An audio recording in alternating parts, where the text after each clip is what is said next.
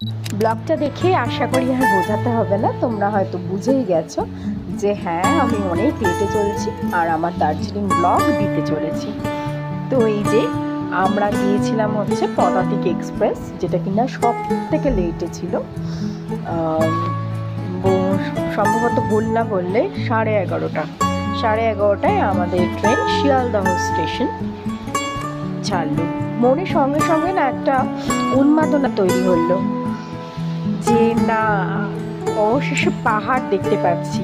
পাহাড় আগেও দেখেছি, কিন্তু সেটা দক্ষিণের, বেশিরভাগ পাহাড়ই আমার দক্ষিণের, না হিমালয়ান পাহাড় আমার দেখা হয়নি।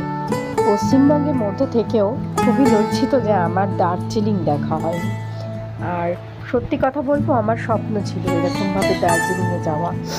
আর উপরন্তু পাওনা ছিল সিটং, তার সাথে ছিল তাকদহ আর তিনচুলে। এগুলো যে হয়ে যাবে তার মাঝখানেই, সেটা বোধ হয় কল্পনাতেও ভাবতে পারিনি। তবে হ্যাঁ, পাহাড়ে এসে সত্যি কথা বলতে বারবার মনটা পাহাড়েই ফিরে যেতে চাইছিল। তো এই যে আমরা একটা পথের মধ্যে এতটাই খিদে পেয়ে গেছিল সেই সময়, আমরা এনজিপিতে নেমেই তাড়াতাড়ি ব্রেকফাস্ট করে নিয়েছিলাম। যেহেতু শরীরটা খুব ভালো ছিল না, সেই কারণে ব্রেকফাস্ট হিসাবে পাহাড়িয়ান ম্যাগিকেই চুজ করেছিলাম। খুবই সাধারণভাবে ছিল ম্যাগিটা, একদম সুপি নুডলস তৈরি করে দিয়েছিল। এরপর আর কি পাহাড়ের সৌন্দর্য আস্তে আস্তে উপলব্ধি করতে থাকলাম। আর বেগম রোকেয়া রচিত হিমালয় দর্শনের সাথে সব কিছু মিলে যাচ্ছিল। যদিও এতটা ফুট ওঠার পরও আমরা কোনো রকম ঠান্ডা অনুভব করছিলাম না। লেখিকা যেভাবে ঠান্ডা অনুভব করেনি এতটা ডিস্টেন্সে ওঠার পর, আমরাও কিন্তু সত্যিই তাই এতটা উঠে গেছিলাম এনজিপি থেকে পাহাড়ে, কিন্তু কোনোরূপ ঠান্ডা আমরা কিন্তু অনুভব করিনি। আর এই যে আমাদের দুইজন ড্রাইভার ছিল, সত্যি কথা বলতে না দুজন এতটাই ভালো ছিল যে মনে হচ্ছিল না ওরা আমাদের রিলেটিভ। হ্যাঁ, ওদের নাম ছিল, একজনের নাম ছিল প্রধান আর একজনের নাম আমার ঠিক প্রশান্ত। তো এই জানে পথের মাঝখানে আমরা একটা উপরন্তু পাওনা একটা ওয়াটারফলস দেখিয়ে ওদেরকে বললাম, ভাই তোরা দাঁড় করা, এখানটায় তো আমরা নামবই। ওরা বললো, দিদি তুমি বলেছো আর আমরা দাঁড় করাবো না? সঙ্গে সঙ্গে এখানে দাঁড় করিয়ে আমরা ওয়াটারফলসের এই যে সৌন্দর্যটা, আর আমাদের দেখা দেখি না সবাই নেমে গিয়েছিলো, বলছে এত সুন্দর জায়গা। তো মাঝখানে আমার মা আর আমার মাদার ইন ল, শাশুড়ি মা নামতে চাইছিল না, ওদেরকেও টেনে নামিয়েছি যে এইরকম সৌন্দর্য আর কোথায় পাবে, চলো। তো ফটো সেশন ওখানে একটু করলাম, টুকটাক ভিডিও করলাম, না নিজে কোনো রিলস বানাইনি, কারণ এখানে আমরা প্রকৃতিকে দেখতে এসেছি, প্রকৃতি সুন্দরী রিলস বানাবো, এখানে কে আমাকে দেখতে চায়। তো এই যে তারপরে 360 ডিগ্রি ভিউ পয়েন্ট থেকে একটুখানি দেখছিলাম পাহাড়টাকে। 360 ডিগ্রি ভিউ পয়েন্ট থেকে পাহাড় দেখার পর এই দেখো এখানকার প্রাকৃতিক সৌন্দর্য ভীষণ অসাম ছিল। হ্যাঁ, এটা আমি সিটংয়ের কথা বলছি। তো আমাদের যাত্রাপথে আমাদের সিটংটাও আমাদের ট্যুর অ্যান্ড ট্রাভেলসের আন্ডারে ছিল। আর এখানে সিটংয়ের মধ্যে না আমি একজনের বাড়ির মধ্যেই প্রায় ঢুকে পড়েছি, এত সুন্দর প্রাকৃতিক সৌন্দর্য দেখতে দেখতে। আমি কেন, আমরা সবাই, আমার পেছনে পেছনে তো অনেকজন। এই দেখো অনেকগুলো কমলা লেবু কাঁচা কাঁচা অবস্থায় অবশ্য হয়ে রয়েছে, জানি না আমার ক্যামেরাতে ভালো আসছে কিনা। আর আমার ছেলে অর্থাৎ ইভান তো এই মুরগিটাকে দেখে জাস্ট আপ্লুত। সবাই প্রাকৃতিক সৌন্দর্য দেখতে আপ্লুত আর ওই মুরগিকে দেখতে আপ্লুত। আর এত ভালো লাগছিল যে আমিও না আমার শৈশবে ফিরে গেছিলাম। পাহাড়, এই যে দুটো পুচকি পুচকি মুরগির ছানা, আমি বললাম ওদেরকে ধরিস না, আমি তোর হাতে দিচ্ছি। ও তো শুনতে রাজিই ছিল না, ও নিজেই ধরবে। এই অবশেষে হাতে তুলে দিলাম।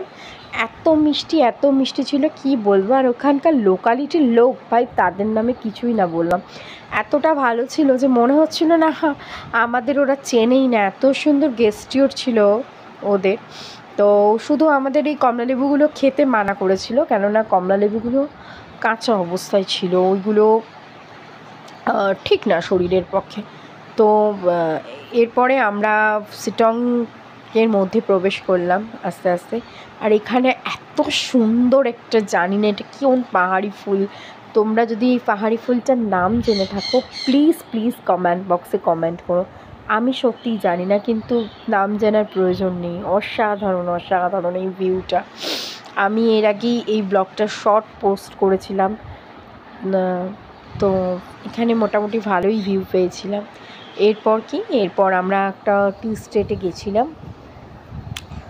তো না এটা শিটংয়েরই একটা টি স্টেট, এবং এখানে খুব সুন্দরভাবে সাজিয়ে ভুটানিয়া সাজিয়ে ফটোগ্রাফিও করা হচ্ছিল। তবে আমরা কিন্তু সেদিন করিনি, এগুলো ভালো লাগছিল না। সবে তো পৌঁছেছি। আর এই যে আমাদের ছিল, এটা হচ্ছে আমাদের হোমস্টে থেকে অসাধারণ প্রাকৃতিক সৌন্দর্যটা দেখা যাচ্ছিলো। আর এই যে এটা হচ্ছে হোমস্টের সামনে স্পেস, আমাদের এগুলোর রুম। আর এটা হোমস্টের সামনের যে বারান্দা, সেখান থেকে দেখো প্রাকৃতিক পরিবেশকে অসাধারণ বললেও কম বলা হবে। জাস্ট অসাম ছিল।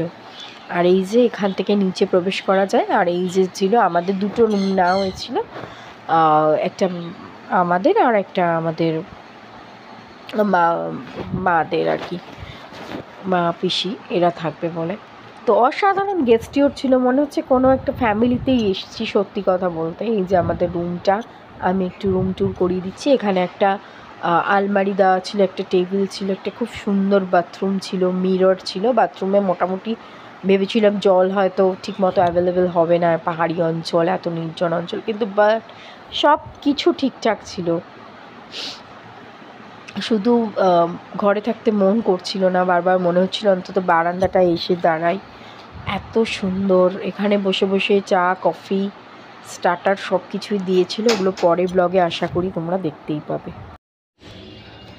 অসাধারণ। এখানে মাও প্রাকৃতিক শোভা উপলব্ধি করতে করতে হোটেলের ওয়েলকাম টি খাচ্ছিল আমার মা। আর এই যে প্রাকৃতিক সৌন্দর্যটা উপলব্ধি। আর পরের দিন সকালে আমি এইভাবে রেডি হয়েছিলাম। আমি পরের দিন সকালে কট সেট পরেছিলাম, সুন্দর একটা সেট পরেছিলাম। আর খুব সুন্দর করেই সেজে নিয়েছিলাম।